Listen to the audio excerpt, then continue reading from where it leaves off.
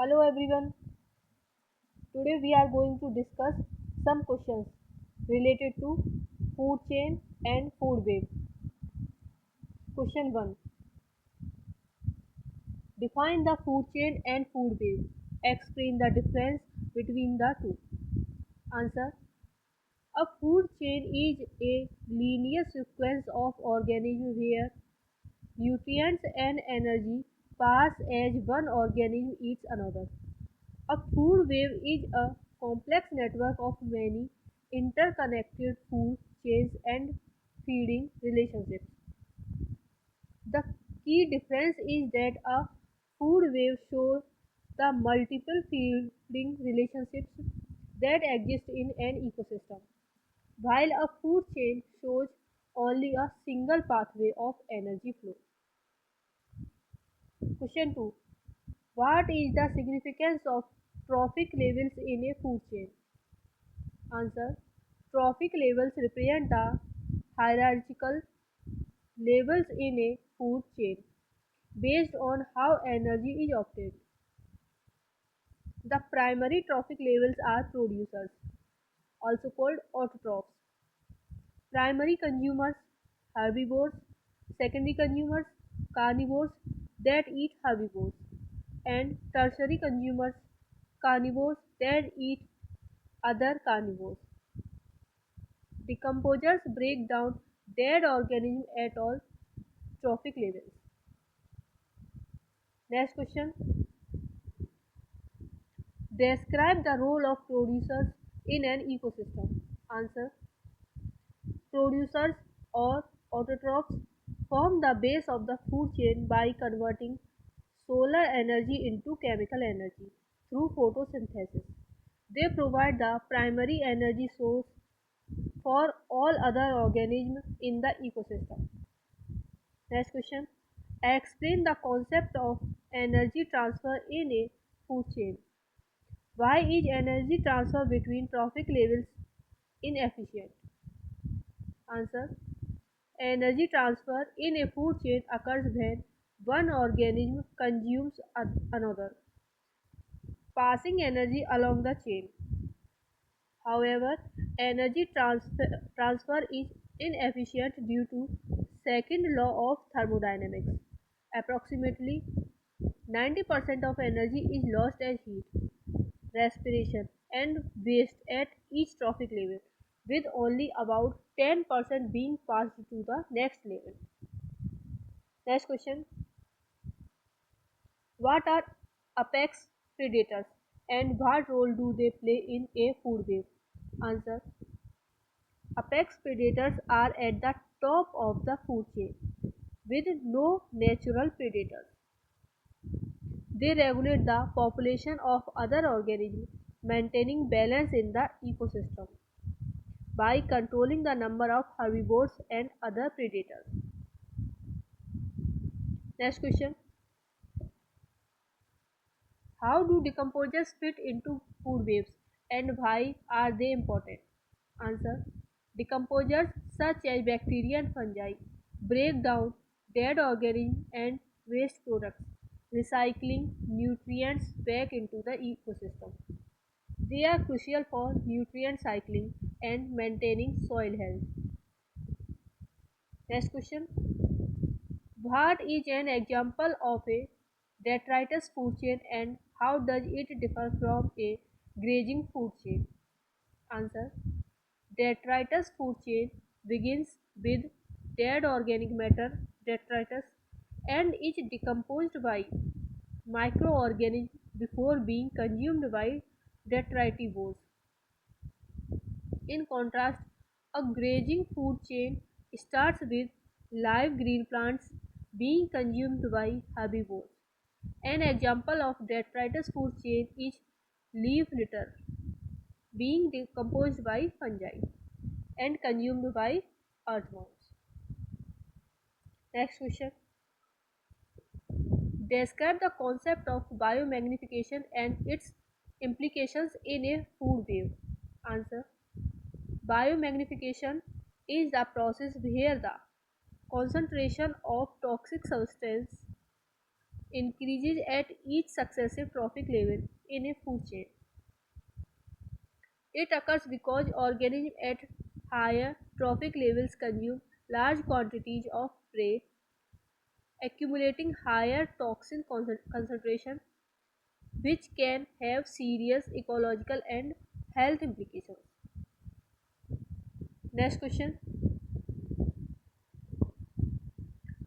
How does the concept of keystone species related to food webs? Answer. Keystone species have disproportionately large impact on their ecosystem relative to their abundance.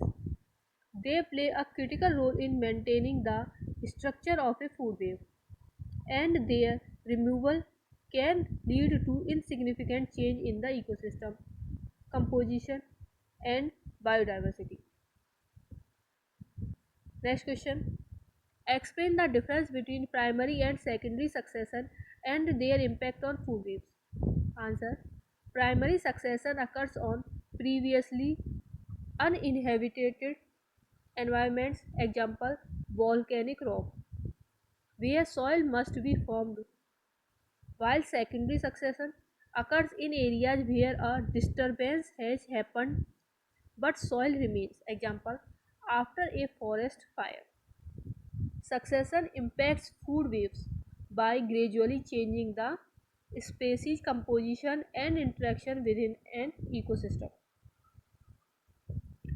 Next question. What is a food chain pyramid and what does it represent? Answer.